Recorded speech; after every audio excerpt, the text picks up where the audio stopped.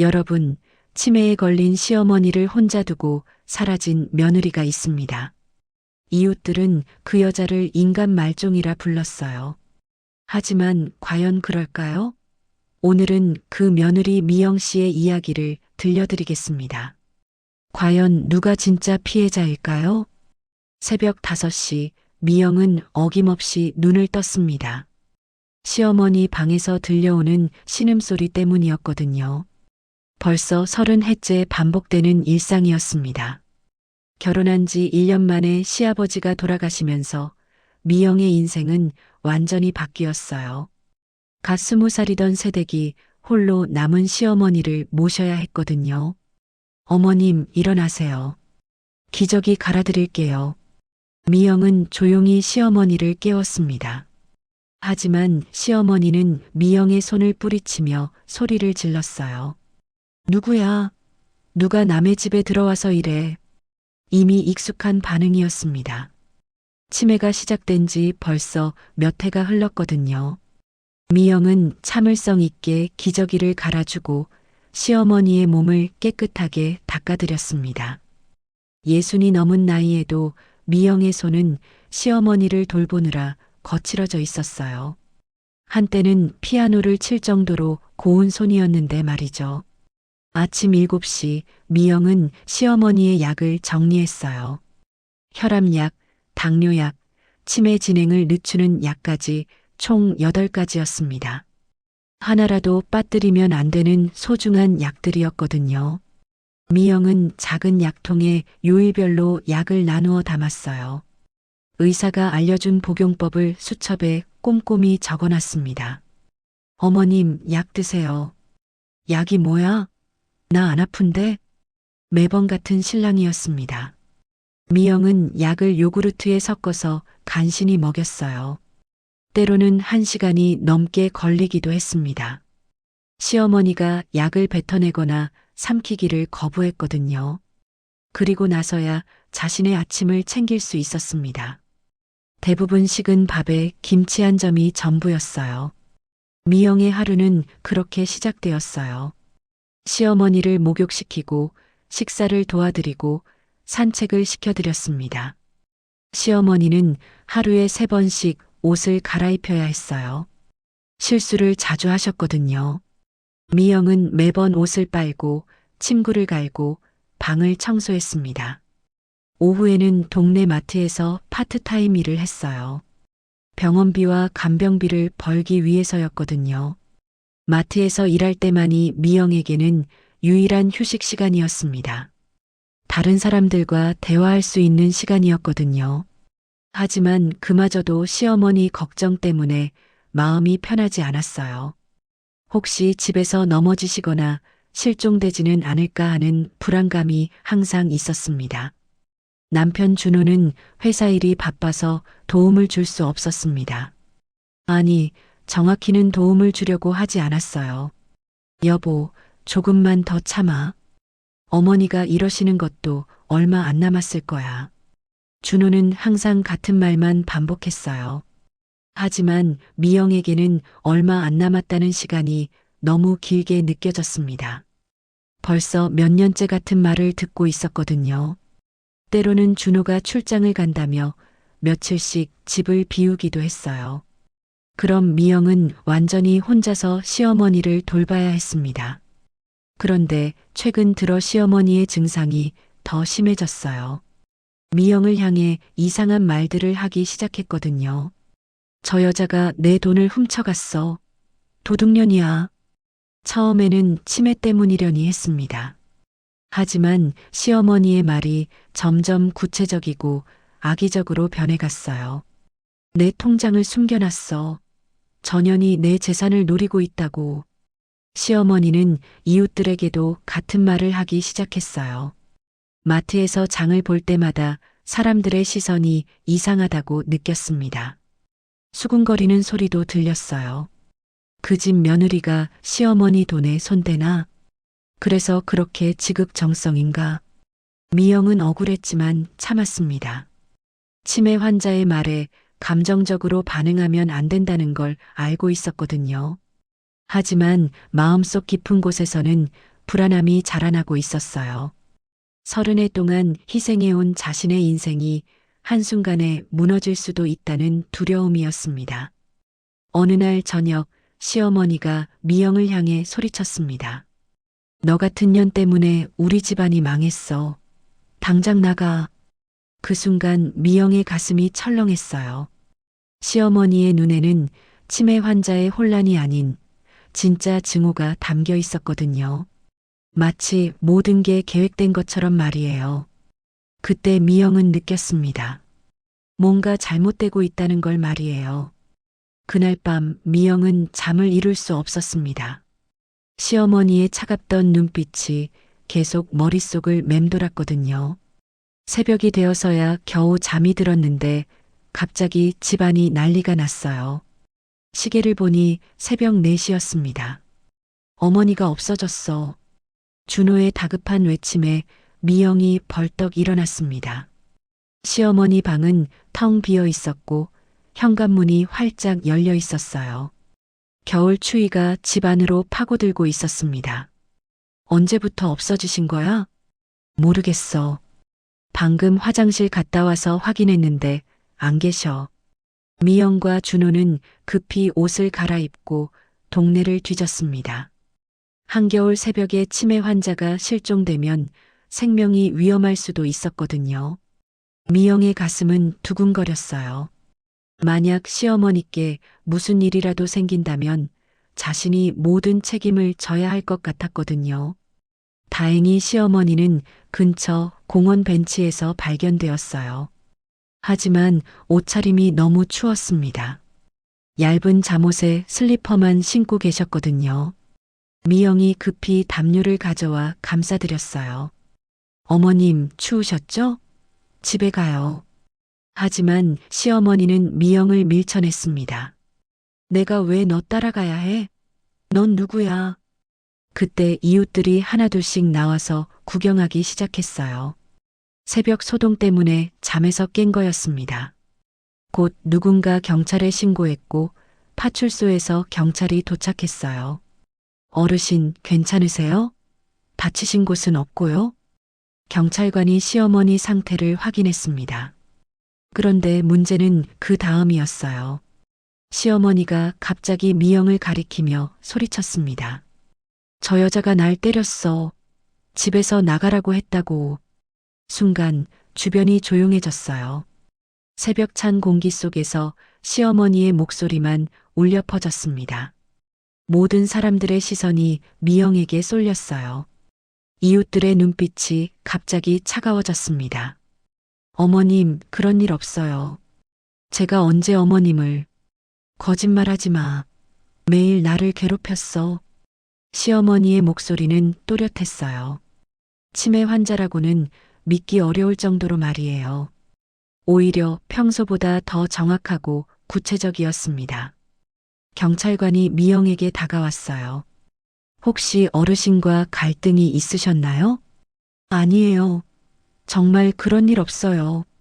그럼 어르신이 왜 이런 말씀을 하실까요? 미영은 당황스러웠어요. 어떻게 설명해야 할지 모르겠더라고요.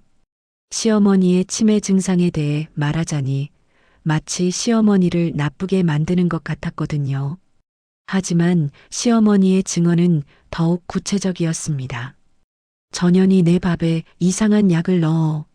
그리고 목욕할 때 거칠게 밀어. 이웃들이 웅성거리기 시작했어요. 정말인가? 어쩐지 요즘 할머니가 말랐더라니. 그래서 새벽에 도망 나오신 거구나. 미영은 어리둥절했어요. 시어머니의 치매 진행 약과 혈압약을 식사와 함께 드리는 게 이상한 약이라고 하시는 건지, 목욕을 정성스럽게 도와드리는 게 거칠게 미는 거라고 하시는 건지 도무지 이해할 수 없었거든요.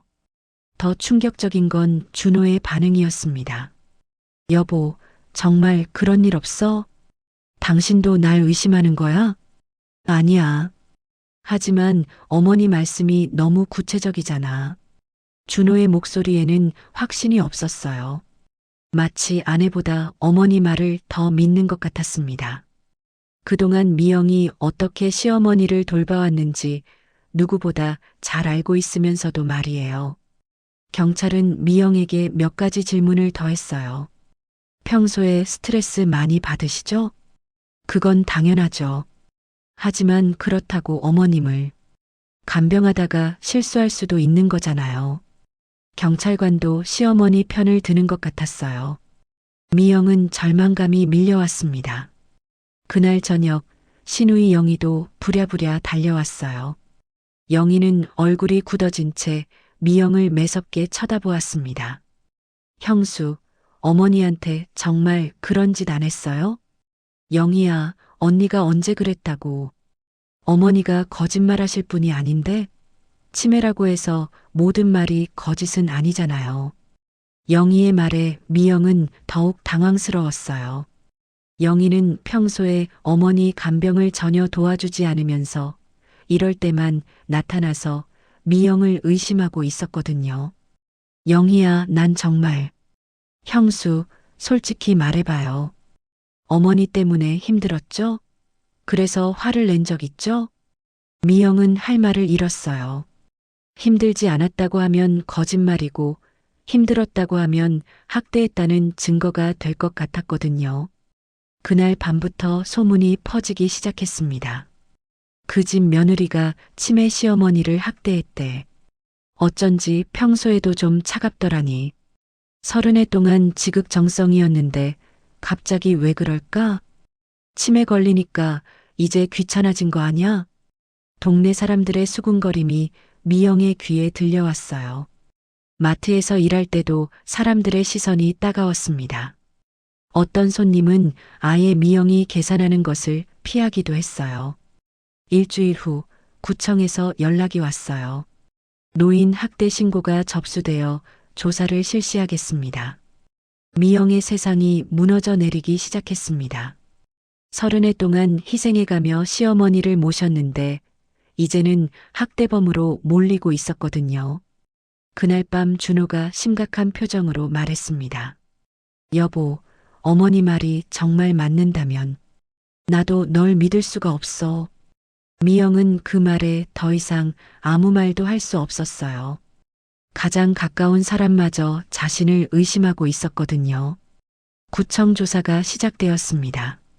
미영은 조사관 앞에서 30해 동안의 간병 생활을 처음부터 끝까지 설명해야 했어요. 하지만 조사관의 태도는 냉담했습니다.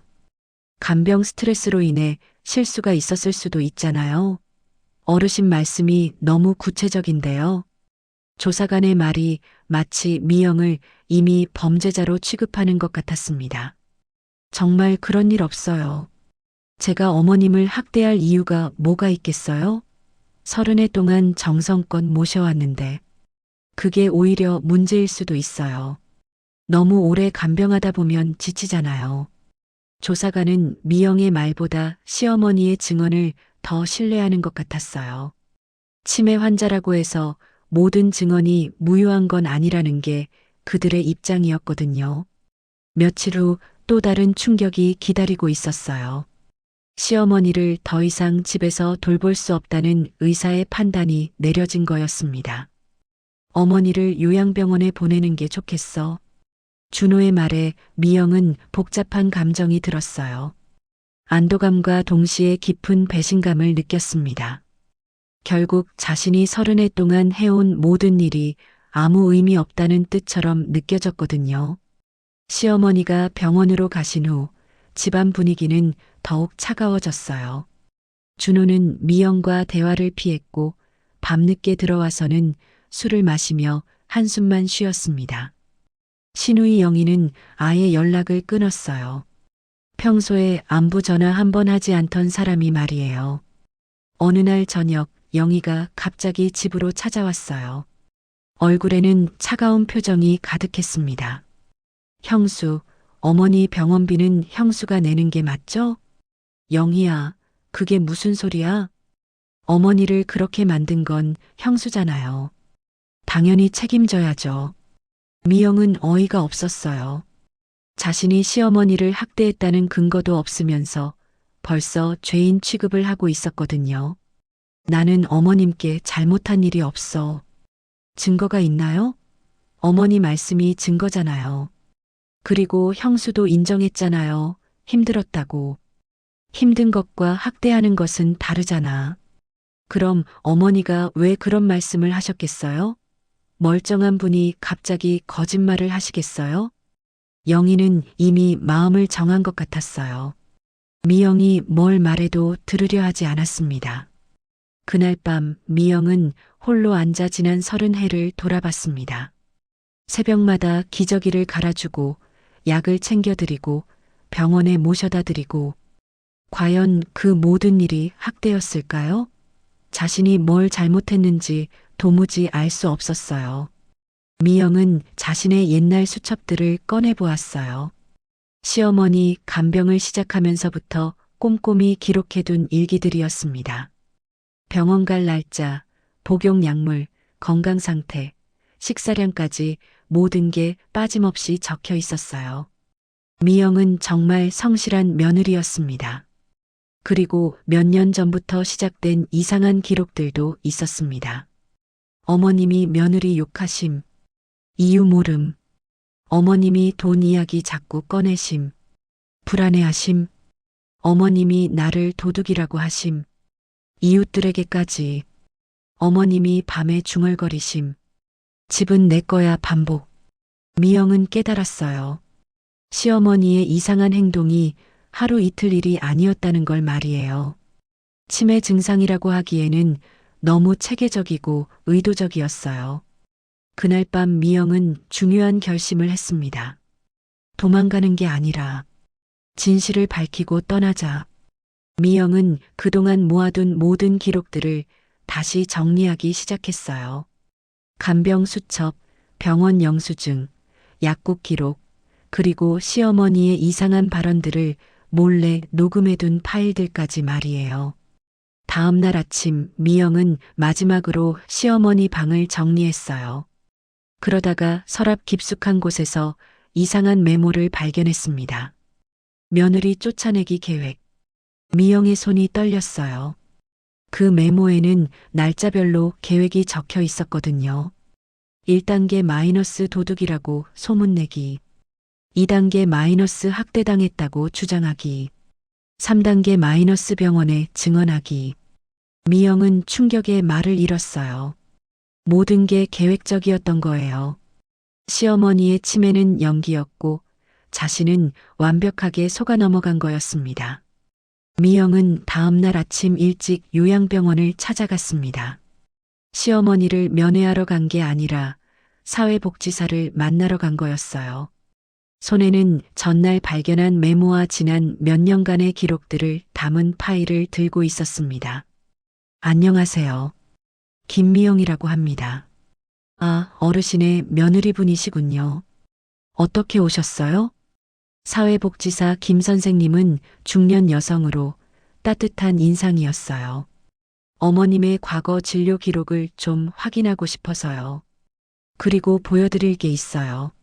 사회복지사는 조금 당황하는 표정이었어요. 가족 간의 갈등 상황인 걸 알고 있었거든요. 혹시 특별한 이유가 있으신가요? 미영은 솔직하게 말했습니다. 제가 어머님을 학대했다는 의혹을 받고 있어요. 하지만 정말 억울해서요. 이걸 좀 봐주세요. 미영은 시어머니의 메모를 꺼내 보였어요. 김 선생님은 메모를 보더니 표정이 굳어졌습니다. 이게 어디서 나온 거죠? 어머님 방에서 발견했어요. 어머님이 직접 쓰신 거예요. 김 선생님은 잠시 고민하더니 컴퓨터를 켰어요. 어르신 기록을 다시 보니까 치매 진단 이전에도 몇 가지 특이사항이 있네요. 어떤 특이사항이요? 초기 치매 증상이 나타나기 전부터 가족에 대한 피해 의식이 있었다고 되어 있어요. 특히 며느리에 대한 적대감이 심했다고. 미영의 가슴이 두근거렸어요. 드디어 자신의 말을 뒷받침할 수 있는 근거가 나온 거였거든요. 더 자세히 알 수 있을까요? 김 선생님은 기록을 더 찾아보더니 놀라운 표정을 지었습니다. 이상하네요. 여기 상담 기록에 보니까 어르신이 며느리를 쫓아내고 싶다. 아들 재산을 지켜야 한다는 말씀을 반복하셨다고 되어 있어요. 언제 기록인데요? 치매 진단받기 반년 전이에요. 그때는 아직 정상적인 판단력을 가지고 계셨을 때거든요. 미영은 충격받았어요. 시어머니가 치매에 걸리기도 전부터 자신을 쫓아낼 계획을 세우고 계셨다는 뜻이었거든요. 김 선생님이 더 놀라운 사실을 알려주었어요. 그리고 여기 보세요. 어르신이 집 소유권 문제에 대해 계속 걱정하셨다는 기록도 있어요. 며느리 명의로 된 재산 때문에 스트레스를 받으셨다고. 집이 제 명의라는 걸 어떻게 아세요? 어르신이 직접 말씀하셨어요.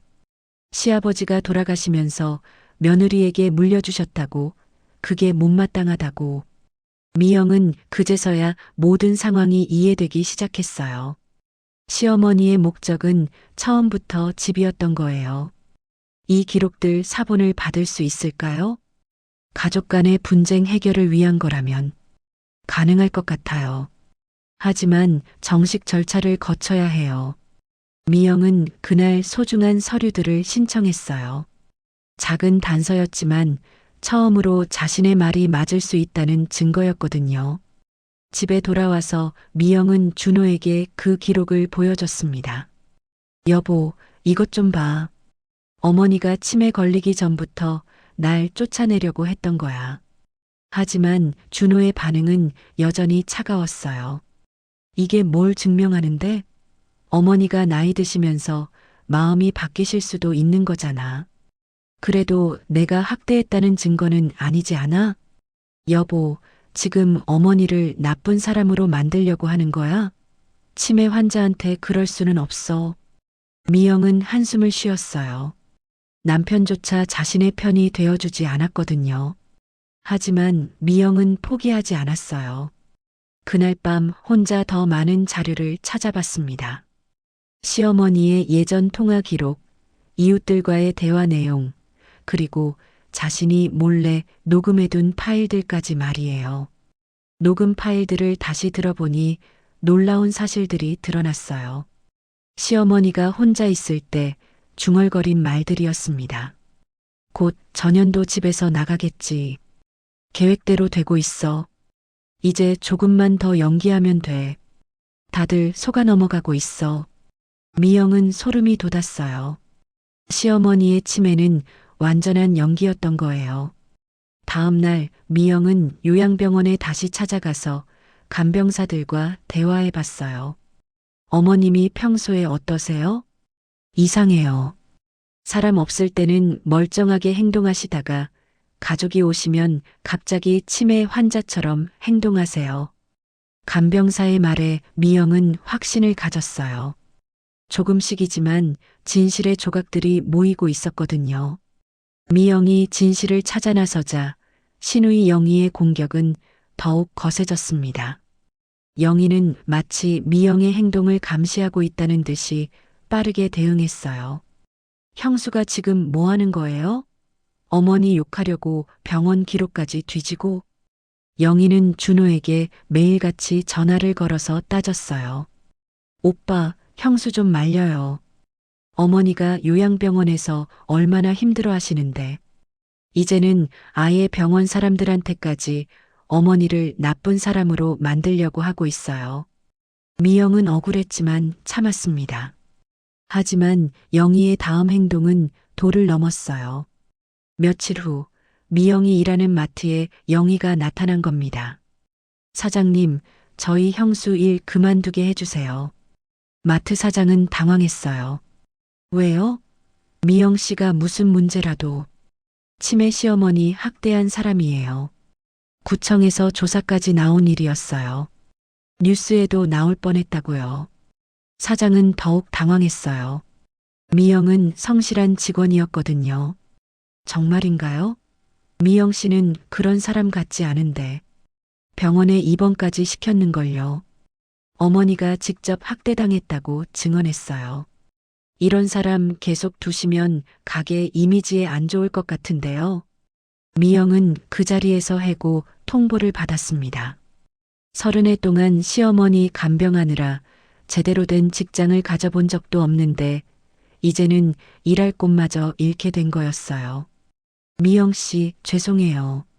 하지만 손님들이 알게 되면 사장의 말을 끝까지 들을 수 없었어요.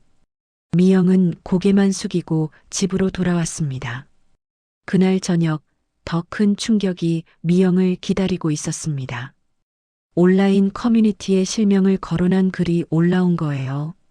제목만 봐도 악의적이었습니다. 치매 시어머니 버린 며느리 김미영의 실체. 글에는 미영의 사진과 개인정보가 모두 공개되어 있었어요. 집 주소, 전화번호까지 포함되어 있었습니다. 그리고 악의적인 내용들이 가득했어요. 30해 동안 시어머니 재산 노리고 살았음. 치매 걸리자마자 학대하기 시작. 병원비 아끼려고 방치함. 결국 요양원에 버리고 도망감. 지금도 병원 다니면서 어머니 나쁘게 만들려고 함. 미영은 누가 이런 글을 올렸는지 알 수 있었어요. 글 내용에 가족만 알 수 있는 정보들이 너무 자세히 포함되어 있었거든요. 댓글들은 더욱 악랄했습니다. 이런 며느리는 법으로 처벌해야 해. 불쌍한 할머니. 이런 악독한 며느리한테 당하시다니. 실명 공개 잘했네. 동네에서 조심해야지. 30해 동안 재산 노렸구나. 계획적 범죄네. 이런 년들 때문에 진짜 효부들이 매도당해. 미영은 집 밖으로 나가기도 두려워졌어요. 동네 사람들의 시선이 너무 따가웠거든요. 마트에 장 보러 가면 사람들이 수군거렸고 길에서 마주치면 피해가는 사람들도 있었어요. 더 심각한 건 준호의 태도였습니다. 여보, 이제 그만해. 더 이상 어머니 욕하지 마. 나 지금 어머님 욕하고 있어? 진실 찾는 거야. 진실이 뭐야? 어머니가 거짓말한다는 거야? 그럼 내 말은 왜 안 믿어? 어머니는 치매 환자야. 너는 정상인이고 치매 환자의 말을 의심하는 게 말이 되냐? 준호의 말이 미영의 가슴을 찔렀어요. 치매 환자의 말이 더 신뢰받는 현실이 너무 슬펐거든요. 그날 밤 영희에게서 연락이 왔어요. 형수, 어머니가 병원에서 울고 계셔요. 형수가 병원 사람들한테 안 좋은 말 했다면서요. 나는 사실만 말했어. 사실? 어머니를 거짓말쟁이로 만드는 게 사실이에요? 형수가 지금 뭘 하고 있는지 알아요? 영희의 목소리는 차가웠어요.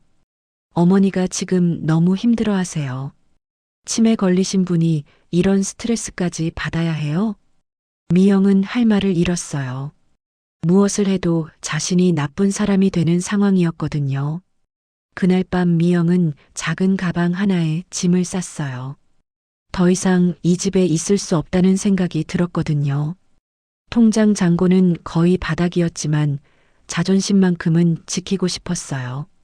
하지만 미영에게는 아직 포기할 수 없는 이유가 있었습니다. 진실을 반드시 밝혀내야 한다는 것 말이에요. 그래야 같은 상황에 놓인 다른 며느리들도 구할 수 있을 거라는 생각이 들었거든요. 미영이 집을 나온 지 며칠 후 요양병원에서 갑작스런 연락이 왔습니다. 새벽 2시였어요. 김미영 씨죠?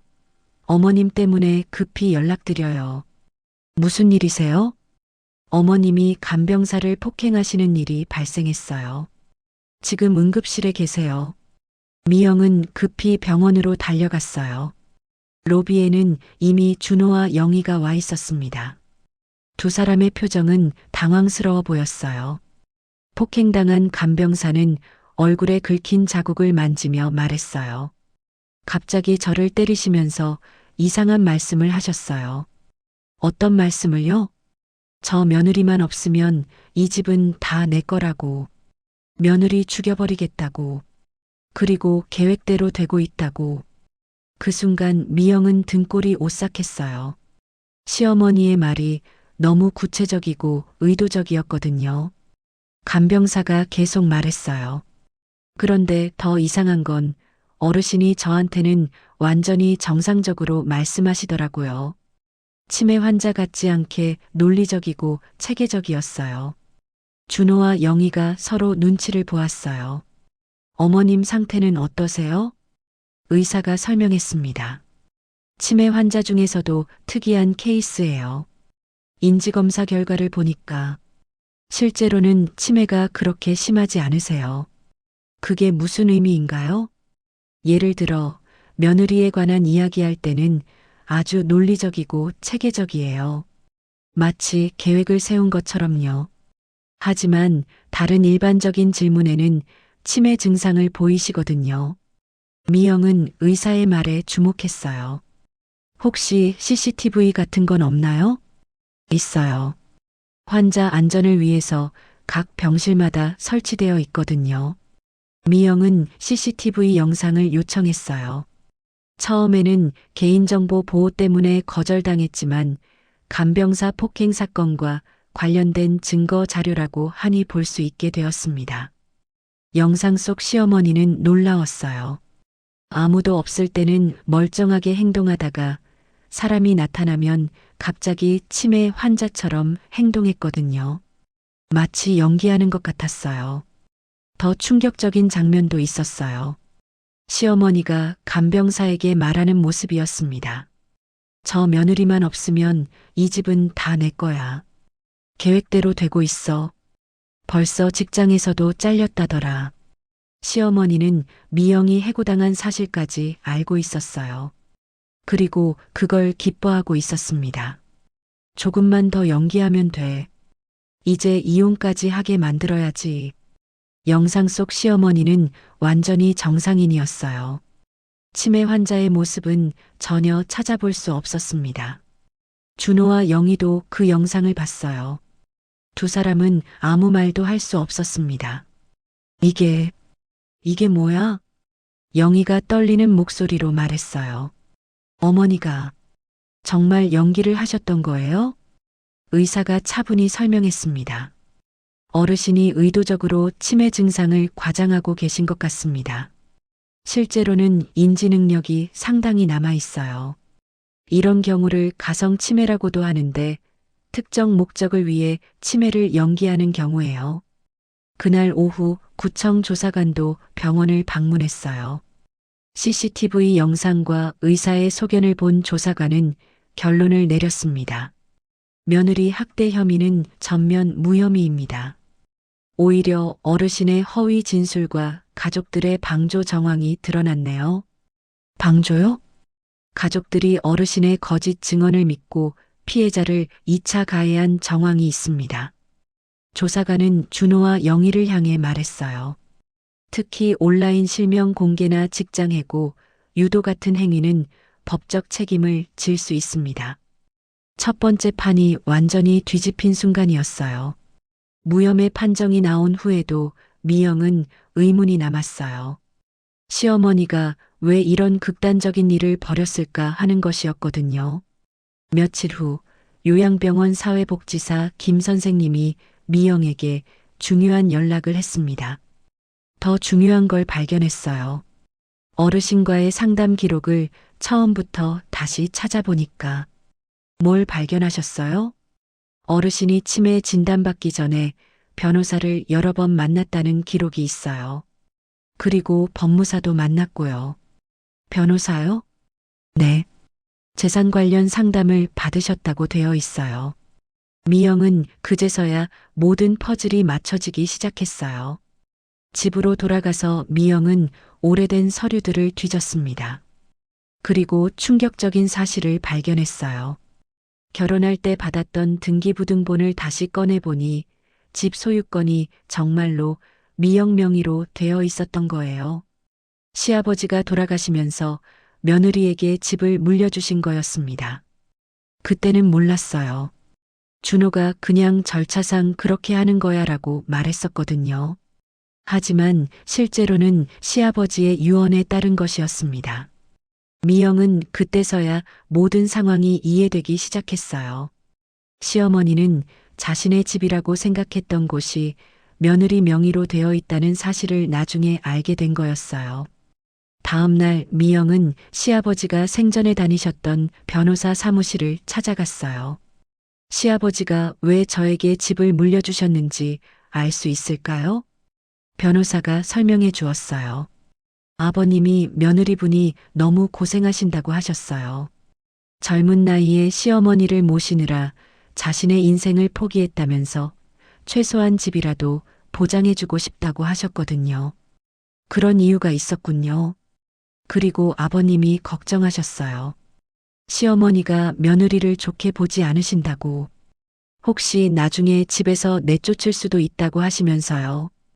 미영은 깨달았어요. 시아버지는 이미 시어머니의 성격을 알고 계셨던 거예요. 변호사가 더 놀라운 사실을 알려주었어요.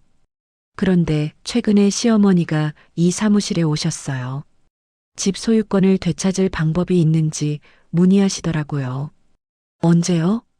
치매 진단받기 직전이었어요. 그때는 아직 멀쩡하셨거든요. 뭐라고 하셨나요? 며느리를 집에서 내쫓으면 소유권을 되찾을 수 있는지 물어보셨어요. 법적으로는 불가능하다고 설명드렸는데 그 후로 다시 오시지 않았어요. 미영은 충격받았어요. 시어머니의 피해자 연기는 처음부터 끝까지 계획적이었던 거예요. 집으로 돌아온 미영은 더 자세히 조사해 봤어요. 시어머니가 치매 진단을 받은 병원도 찾아가서 당시 상황을 물어봤습니다. 어르신이 치매 진단을 원하신다고 직접 오셨어요. 본인이 원하셨다고요? 네.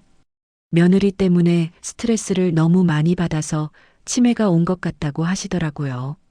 모든 것이 계획적이었어요. 시어머니는 의도적으로 치매 진단을 받고 그 후 며느리를 학대범으로 몰아서 집에서 쫓아내려고 했던 거였습니다. 준호와 영희도 어느 정도 눈치채고 있었어요. 하지만 어머니 편을 들어서 침묵했던 거였습니다. 그날 밤 준호가 미영을 찾아왔어요. 미영아, 미안해. 내가 정말 잘못했어. 지금 와서 미안하다고? 어머니가 정말 그런 계획을 세우셨던 거구나. 당신도 알고 있었잖아. 준호는 더 이상 변명할 수 없었어요. 처음에는 몰랐어. 하지만 중간에 눈치챘어. 어머니가 너무 구체적으로 말씀하시더라고. 그런데 왜 나한테는 말 안 했어? 어머니였으니까. 어머니 편을 들어야 한다고 생각했어. 영희도 마찬가지였습니다. 형수, 정말 죄송해요. 어머니가 그러시라고. 저도 속은 거예요. 하지만 미영은 이미 모든 걸 알고 있었어요.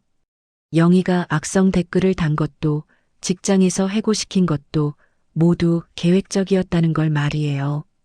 며칠 후 온라인 커뮤니티에 올라온 악성 글들이 모두 삭제되었어요. 그리고 사실관계를 정정하는 글이 올라왔습니다. 하지만 이미 퍼진 소문을 되돌리기에는 늦었어요. 그로부터 한 달 후 미영은 새로운 원룸에서 새 생활을 시작했습니다. 30해 만에 처음으로 온전히 자신만을 위한 공간이었어요. 작지만 깨끗하고 따뜻한 집이었습니다. 준호와 영희는 간병 방임과 허위 사실 유포로 법적 책임을 지게 되었어요. 그들은 이제 직접 시어머니를 돌봐야 했습니다. 하지만 시어머니의 진짜 모습을 안 후에는 예전 같지 않았어요. 며칠 전 요양병원에서 연락이 왔어요. 시어머니 분이 며느리를 찾는다고 하세요. 뭐라고 하시는데요? 미영이를 보고 싶다고, 미안하다고 전해달라고, 그리고 집 소유권을 포기하겠다고 하시네요. 미영은 잠시 망설였어요. 하지만 곧 마음을 정했습니다. 전해주세요. 이제는 며느리가 아니라고. 그리고 집은 제가 처분할 거라고. 미영은 더 이상 그 집의 며느리가 아니었어요. 30해 동안 짊어진 의무에서 완전히 벗어난 한 사람이었거든요. 새로운 직장도 구했어요. 작은 사회복지센터에서 노인 상담 업무를 하게 되었는데 미영의 경험을 높이 사서 채용해 준 거였어요. 어려운 일 많이 겪으셨을 텐데 그 경험이 다른 분들에게 큰 도움이 될 것 같아요. 센터장의 말에 미영은 감사했어요. 오랜만에 자신의 가치를 인정받는 기분이었거든요. 어느 날 저녁 미영은 거울 앞에 서서 자신을 바라봤어요. 30해 동안 잃어버렸던 자신을 되찾은 것 같았습니다. 주름은 늘었지만 눈빛은 예전보다 훨씬 당당했어요. 이제 내 인생을 살아야지. 미영은 조용히 중얼거렸어요. 그때 휴대폰에 메시지가 왔습니다. 비슷한 처지에 있는 며느리들의 자조 모임에서 보낸 초대장이었어요. 선생님 이야기를 들었어요. 우리에게도 그런 용기가 필요해요. 경험담을 나눠주실 수 있나요? 미영은 미소를 지었어요. 자신의 아픈 경험이 누군가에게 도움이 될 수 있다면 그것만으로도 충분히 의미 있는 일이었거든요. 며칠 후 모임에 참석한 미영은 비슷한 처지의 여성들을 만났어요.